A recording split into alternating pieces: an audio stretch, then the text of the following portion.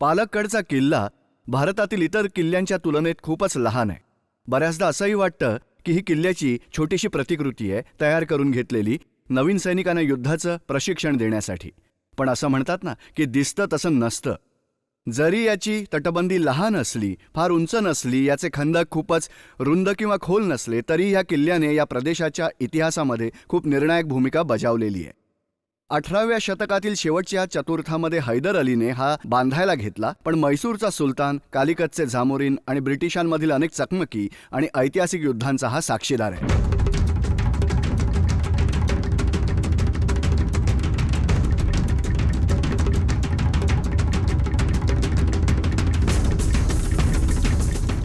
पालक्कड शहर केरळच्या राज्यातील कोचीन पासून सुमारे 200 किलोमीटर अंतरावर वसलेलं आहे.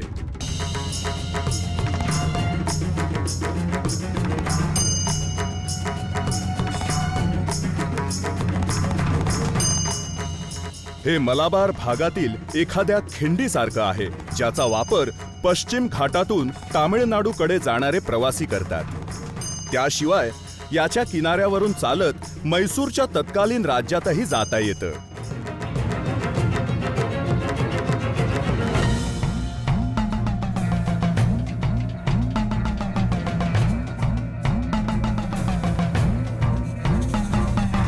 टिपू सुलतानला याच्या मोक्याच्या असलेल्या ठिकाणाचा फायदा लक्षात आला आणि त्याने या किल्ल्याला मजबूत बनवलं.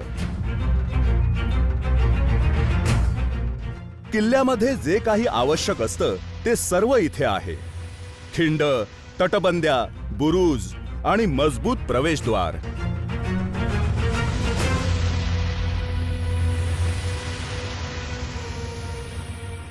हैदर अली केरळवर हल्ला करायच्या संधीची वाटच पाहत होता. त्यावेळच्या पालक्कडच्या राजाचं नाव कोंबियाचन होतं. त्याला समुद्री राजाकडून खूप धोका होता. त्याने या हैदर अलीकडे मदत मागितली आणि हैदर अलीने केरळवर आक्रमण करायच्या त्या संधीचा फायदा घेतला आणि त्याने अरेबियन समुद्रालगत असलेल्या पंड्यानीपर्यंतचा प्रदेश काबीज केला. हैदर अलीने या किल्ल्याचा ताबा घेतला आणि त्याने फ्रेंच इंजिनियरला हा किल्ला पूर्ण करायला बोलावलं.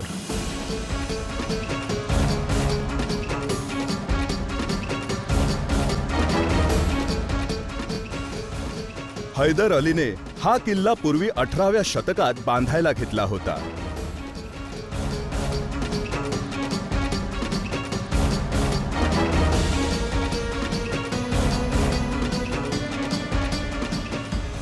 आकाराने लहान असला तरी हा त्यावेळी आवश्यक आपला लष्करी उद्देश पूर्ण करायचा.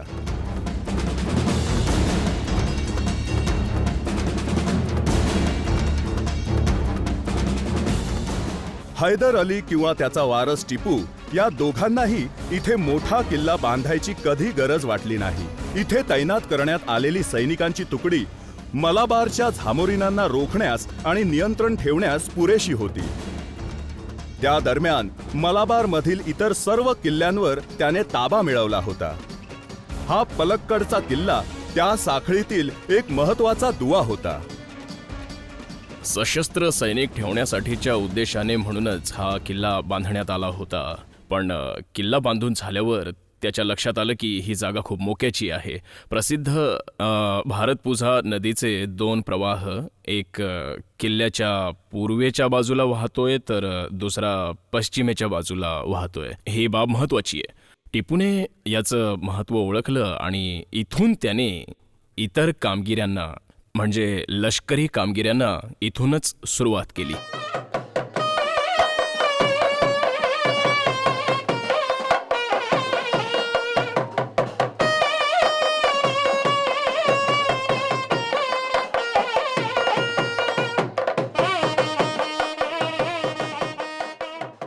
इथल्या अंजनेय मंदिरात आरती नियमितपणे सुरू आहे, जे मुख्य प्रवेशद्वारा शेजारी बांधण्यात आलं आहे. प्रवेशद्वाराच्या संरक्षणार्थ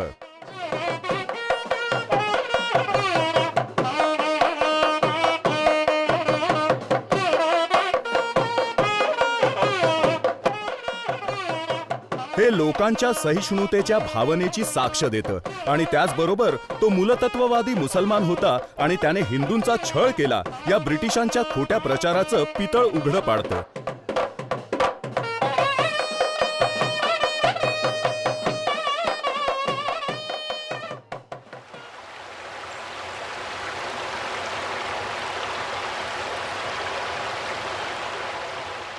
कन्नूरच्या या किल्ल्याची कहाणी 500 वर्षांपेक्षा अधिक जुनी आहे. हा किल्ला भारतातील इतर कुठल्याही किल्ल्यापेक्षा वेगळा दिसतो, पण ही गोष्ट अत्यंत स्वाभाविक आहे, कारण हा किल्ला परदेशी माणसाने बांधलेला आहे.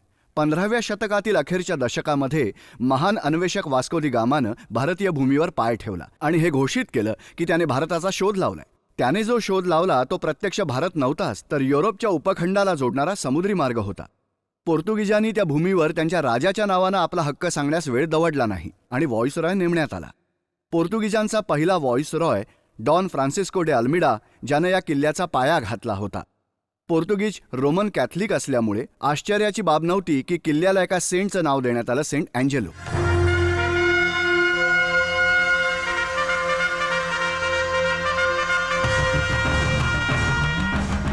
त्याच केरळच्या राज्यात हा कन्नूरचा किल्ला कालिकत पासून सुमारे 110 किलोमीटर अंतरावर उभा आहे. हा युद्ध डावपेचाच्या दृष्टीने अत्यंत महत्वाचा होता. अनेक शतकांसाठी हा मलाबारचा प्रदेश आंतरराष्ट्रीय व्यापाऱ्यांसाठी महत्वाचं थांबण्याचं ठिकाण म्हणून कामी आला.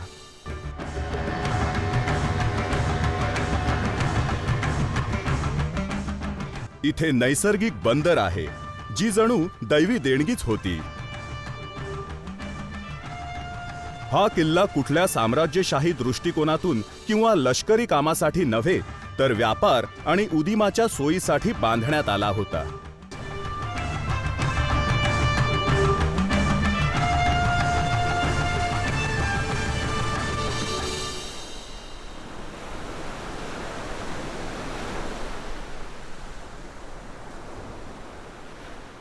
कन्नूर हे पोर्तुगीज इथे येण्यापूर्वीपासूनचे एक महत्त्वाचे व्यापारी केंद्र आहे. विजयनगरचे शासक कन्नूरच्या या समुद्रमार्गानेच त्यांच्या स्वतःसाठी घोडे मागवत असत. पोर्तुगीजांनी कन्नूरच्या समुद्री व्यापारावर नियंत्रण ठेवण्यासाठी हा किल्ला बांधला. पोर्तुगीज कन्नूरच्या बंदरावर 1501 मध्येच येऊन पोहोचले होते. 1505 मध्ये त्यांनी कन्नूरमध्ये पहिला किल्ला बांधायला घेतला, पण हा बांधून पूर्ण व्हायला 1508 उजाडलं.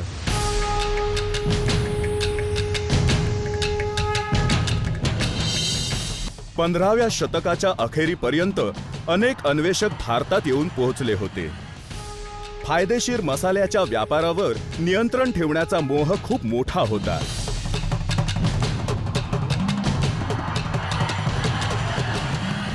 पोर्तुगीजांच्या पाठोपाठ डच, फ्रेंच आणि ब्रिटिश इथे येऊन पोहोचले आणि त्यांनी आपापसात लढण्यास सुरुवात केली, आपलं वर्चस्व स्थापित करण्यासाठी.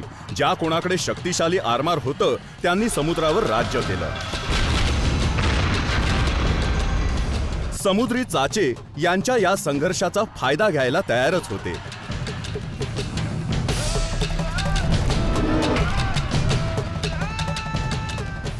झामोरीन इथले स्थानिक शासक त्यांच्याकडून नेहमीच छळले जात होते. त्यांच्या नौदलात अनुभवी खलाशी होते, पण त्यांची बरोबरी ब्रिटिशांशी होऊ शकत नव्हती.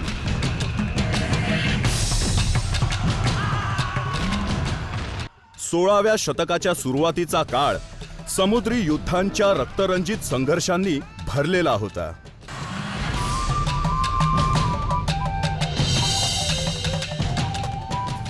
पोर्तुगीजांनी इतर कुठल्याही सत्तेला इथे पाऊल ठेवू दिलं नाही. त्यांचा नेता वास्को दी गामा याचा सर्वजण आदर करीत. त्याने अमाप संपत्ती गोळा केली आणि समाजात नाव कमावलं.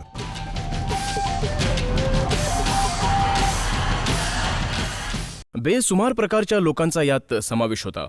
यात पठाण होते, युरोपियन होते, पोर्तुगीजही होते, फरारी युरोपियन सुद्धा होते, संमिश्र जमाती होत्या, मराठा होते आणि स्थानिक सैन्य होतं. हा असा खूपच संमिश्र समाज होता. एक प्रकारे 16व्या 17व्या 18व्या शतकातील जागतिकीकरणाचं स्थानिक प्रतिनिधित्व करणारा हा समाज होता. अशा पद्धतीने त्यावेळी भारतीय स्थानिक अर्थव्यवस्थेचा भाग जागतिक अर्थव्यवस्थेबरोबर जोडला जात होता. या सगळ्यांना जोडणाऱ्या युरोपियन कंपन्या होत्या, ज्यांचा महसूल निर्माण करण्यात आणि व्यापार वाढवण्यात महत्त्वाचा हिस्सा होता.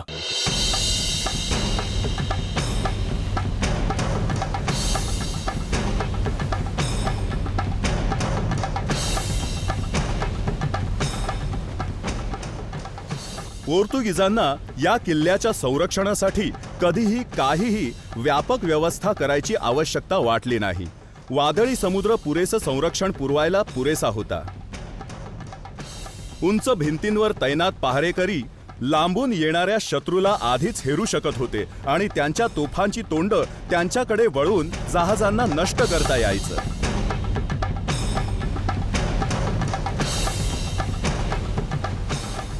किल्ला इतक्या कुशलतेने बांधण्यात आला आहे की त्याच्या आतील कोणतीही इमारत बाहेरून दिसत नाही. त्यामुळे सहजपणे लक्ष बनवता येत नाही. किल्ल्याच्या आत शिरल्यानंतर देखील जमिनीच्या सपाटीखालील अनेक इमारती अदृश्यच राहतात. कन्नूरचा किल्ला सोयीस्कररित्या बंदराजवळ असल्याने कुठल्याही वाड्याच्या किंवा शहराच्या संरक्षणासाठी बांधला नव्हता, तर त्याचा वापर गोदाम म्हणून करण्यात यायचा. यात केवळ काही सैनिकांच्या राहण्याची सोय करण्यात आली होती.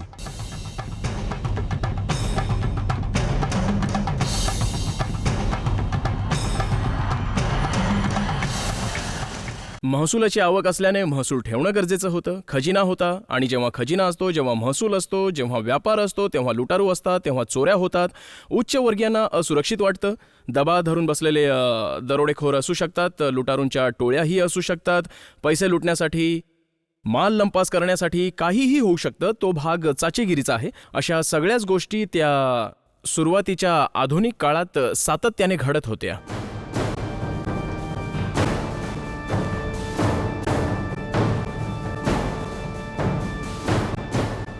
या किल्ल्यातील बहुतेक तोफा समुद्राच्या दिशेने रोखण्यात आल्या आहेत, पण काही मात्र जमिनीच्या दिशेने रोखलेल्या आहेत.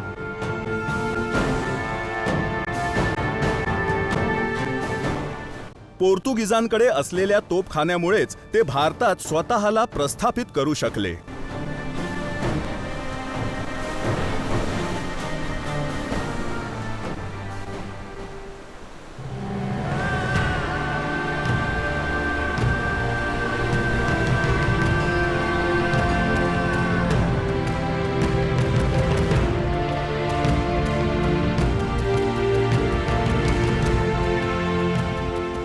एक उंच खांब किल्ल्याच्या छतावर उभा आहे. पहारेकरी त्याचा वापर टेहळणी मनोरा म्हणून करायचे, क्षितिजावर लक्ष ठेवण्यासाठी.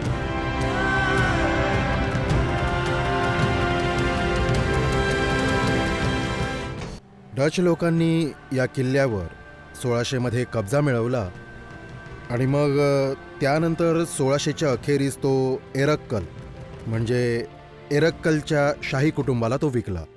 कन्नूरमध्ये 2 शाही घराणी होती. एक होतं चरक्कल म्हणजे कोलतिरी आणि दुसरं म्हणजे एरक्कल. एरक्कल मुस्लिम राजवंश होता. बहुतेक करून केरळमधील सर्वात जुना राजवंश होता तो. पण चरक्कलवर कोलतिरी राज्य करायचे आणि एरक्कलवर मुस्लिम घराणं राज्य करायचं आणि ते सुद्धा एक स्त्री राणी राज्य करायची.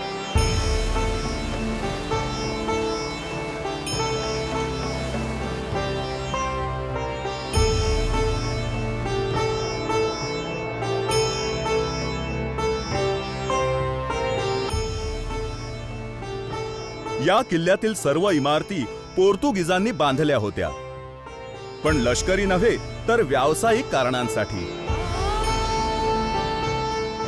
ब्रिटिशांनी त्यांची सत्ता उलथवली नसती तर आपल्याला असे अनेक किल्ले या प्रदेशात पाहायला मिळाले असते.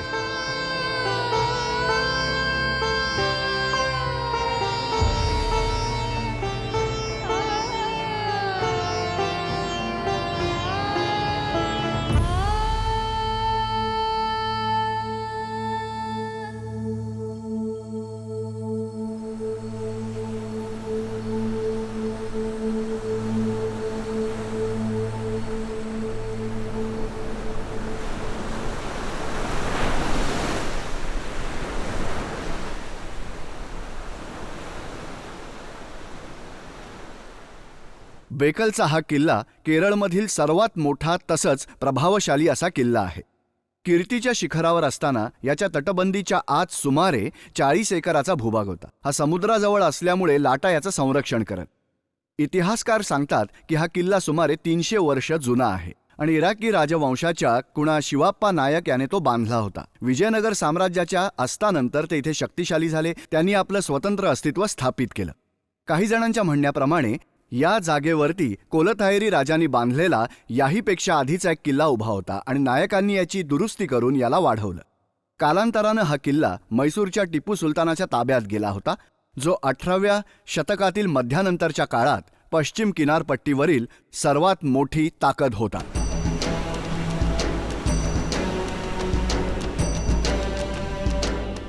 बेकल मँगलोर पासून 80 किलोमीटर अंतरावर उभा आहे.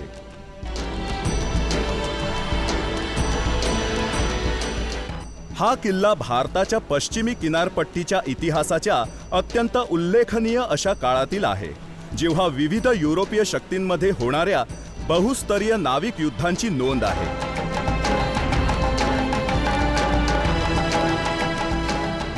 अठराव्या शतकाच्या अखेरीस मैसूरचे हैदर अली आणि टिपू स्वेच्छेने किंवा अनिच्छेने या संघर्षात ओढले गेले. हाच तो काळ होता जेव्हा या बेकलच्या किल्ल्याने महत्त्वपूर्ण कामगिरी बजावली.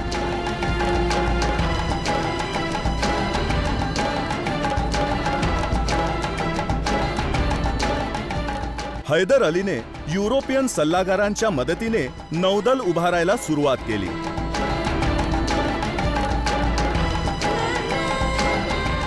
मुंबईतील ब्रिटिश सरकारला याची खबर लागताच आपलं आरमार रवाना केलं या उदयोन्मुख नौदलाला नष्ट करण्यासाठी.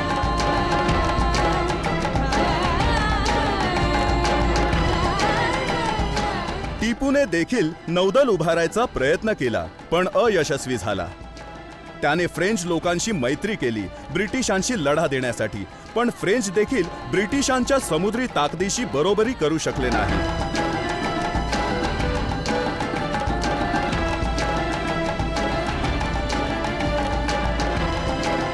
माघार घ्यावी लागल्याने टिपू एवढंच बोलू शकला, जमिनीवर ब्रिटिश माझ्याशी बरोबरी करू शकत नाहीत, पण त्यांच्या मित्राचा समुद्राचा मी पराभव करू शकत नाही.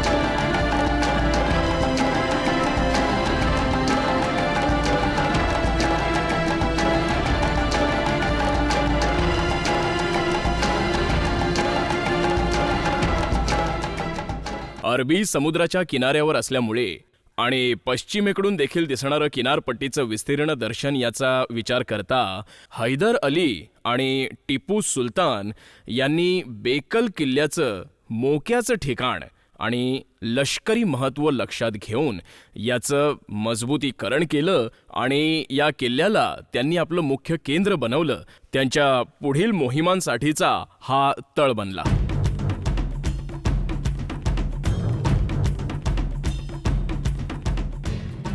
तटबंदीवर अनेक मनोरे आहेत. त्यांच्या बरोबरीने वेगळे बुरुज आणि उंच टॉवर्स, जे फक्त समुद्राच्या दिशेने टेहळणी करण्यासाठी नव्हते, तर किल्ल्याच्या आतील उंच सखल असलेल्या भूभागावर नजर ठेवण्यासाठी देखील त्यांचा वापर केला जायचा.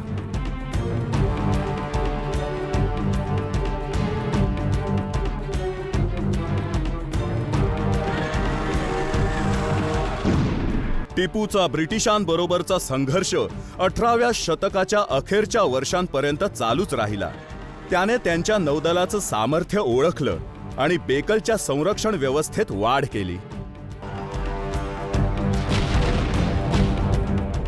जेव्हा ब्रिटिश आणि टिपू सुलतान या दोघांमधील मैसूरचं दुसरं युद्ध चालू होतं, तेव्हा टिपू सुलतानला मँगलोरच्या तहानुसार त्याच्या साम्राज्याचा काही प्रदेश ब्रिटिशांच्या हवाली करणं भाग पडलं. टिपू सुलतानने बेकल किल्ला आणि सभोवतालचा प्रदेश त्याच्याच ताब्यात राहील याची परिपूर्ण काळजी घेतली.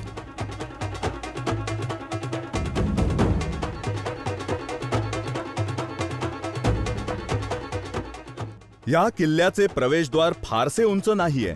त्याचं चिलखती आवरण देखील फारसं मजबूत नाही. प्रवेश करताच मुख्य रस्ता तीव्रपणे वळतो आणि समुद्राकडे जाण्यासाठी फक्त एक अरुंद दरवाजा आहे.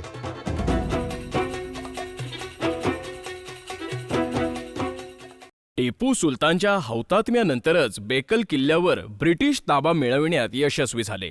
त्यानंतर ब्रिटिशांनी याला अजून मजबूत बनवलं आणि त्यांनी या बेकल किल्ल्याला आपली लष्करी राजधानी बनवलं. बेकल किल्ल्यातील सर्वात प्रभावशाली रचना म्हणजे एक भव्य बुरुज, ज्याच्यावर चढण्यासाठी या रुंद उत्तरंडीचा उपयोग करावा लागतो. असं दिसतं की युद्ध काळात याचा वापर जड तोफा बुरुजावर चढवण्यासाठी केला जायचा.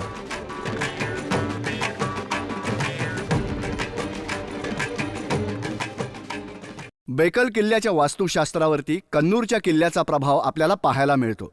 त्या किल्ल्याप्रमाणेच हा किल्ला देखील सैनिकांसाठीच बांधला.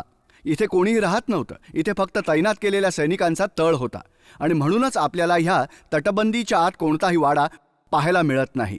अर्थात इथे अनेक तळघरं आणि भुयारी मार्गही होते, ज्यात दारुगोळा साठवला जायचा. पूर्वी या ठिकाणी नागरिकांना प्रवेशास मनाई होती. आता देखील ती बंदी कायमच आहे. किल्ल्याच्या प्रवेशद्वाराजवळ हनुमानाचं मंदिर आजही उभं आहे. इथे नियमितपणे पूजा होते.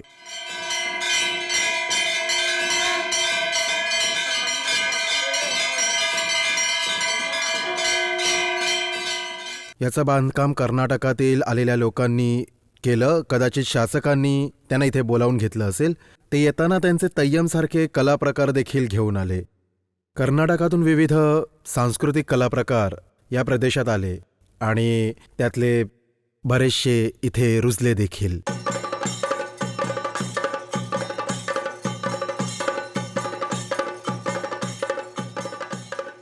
तय्यम केरळच्या लोकसंस्कृतीचा एक अविभाज्य घटक आहे. यात भूतकाळाचं उदात्तीकरण करण्याच्या बरोबरीने मृत पूर्वजांना देवत्व बहाल केलं जातं. एकाच वेळी वीरतापूर्ण आणि उग्र नर्तक त्यांच्या चित्तथरारक सादरीकरणाने प्रेक्षकांना मंत्रमुग्ध करून टाकतात.